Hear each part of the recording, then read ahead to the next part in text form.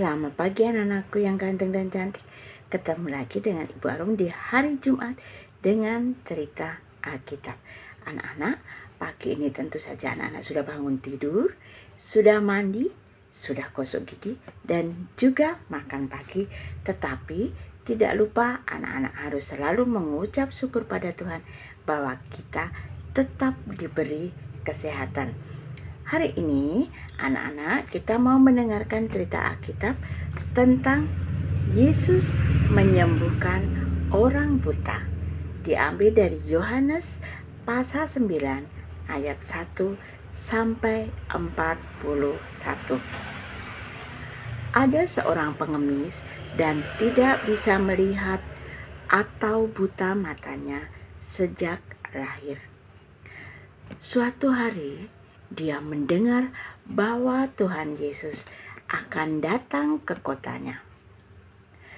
Tuhan Yesus dan para muridnya melihat dan mendatangi pengemis yang buta itu. Para murid Tuhan Yesus bertanya, apakah dia buta karena dosa orang tuanya atau dia sendiri? Tuhan Yesus menjawab bahwa ada rencana Allah yang harus dilakukan kepadanya. Lalu Tuhan Yesus meludah dan mengoleskan tanah itu ke mata orang buta tadi. Kemudian Tuhan Yesus menyuruh orang buta tadi agar mencuci badannya di kolam Siloam. Maka orang buta itu pergi ke kolam Siloam, dituntun oleh temannya karena dia buta atau tidak bisa melihat.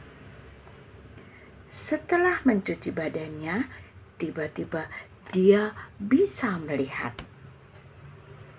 Lalu dia menceritakan kepada tetangganya bahwa Tuhan Yesus yang menyembuhkannya.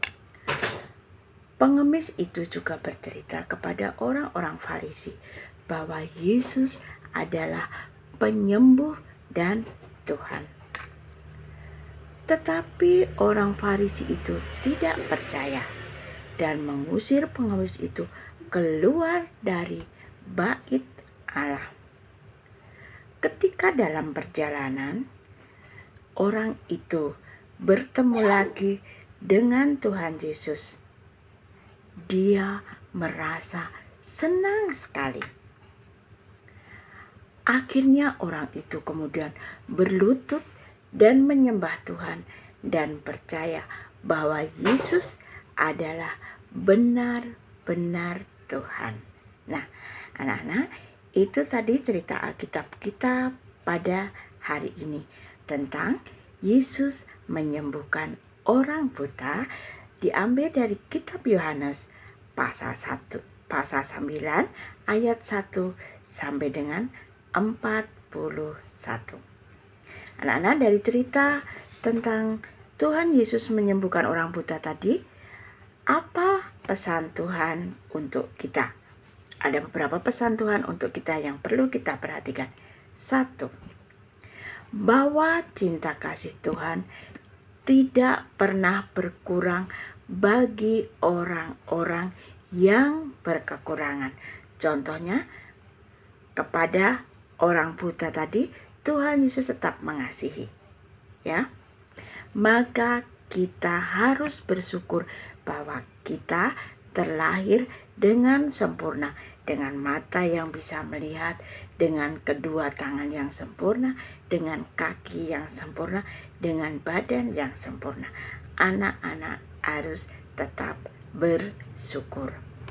Yang kedua, orang buta tadi berdoa dan meminta pada Tuhan untuk disembuhkan. Maka anak-anak harus rajin berdoa dan hanya memohon pertolongan pada Tuhan Yesus. Yang ketiga, Tuhan Yesus mengajari kita untuk saling peduli dan saling menolong.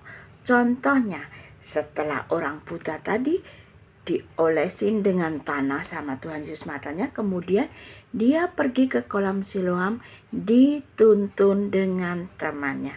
Makanya Tuhan Yesus mengajari pada kita untuk saling peduli dan saling membantu.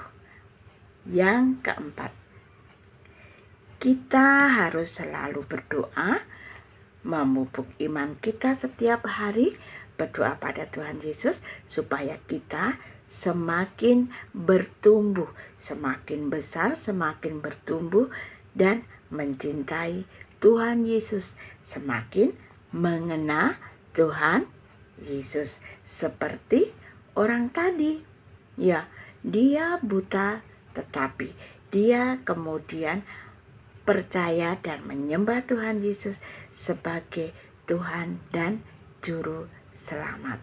Nah, anak-anak, jangan lupa nanti ada ayat hafalan diambil dari Yohanes pasal 9 ayat 25. Yohanes pasal 9 ayat 25. Jawabnya, apakah orang itu berdosa? Aku tidak tahu. Tetapi satu hal yang aku tahu, yaitu aku tadinya buta dan sekarang bisa melihat. Aku yang tadinya buta sekarang bisa melihat. Tuhan Yesus menuntun kita untuk semakin mencintai dan mengenal Tuhan Yesus. Jangan lupa tugasnya nanti dikirim ke tugas mandiri. Anak-anak tetap belajar di rumah, tetap menjaga kebersihan dan kesehatan dengan cuci tangan menggunakan sabun, tetap makan makanan yang bergizi, minum air hangat, dan jangan lupa juga minum susu. Kalau mau keluar jangan lupa memakai masker. Tetap semangat, tetap sehat, tetap gembira. Tuhan memberkati. Amin.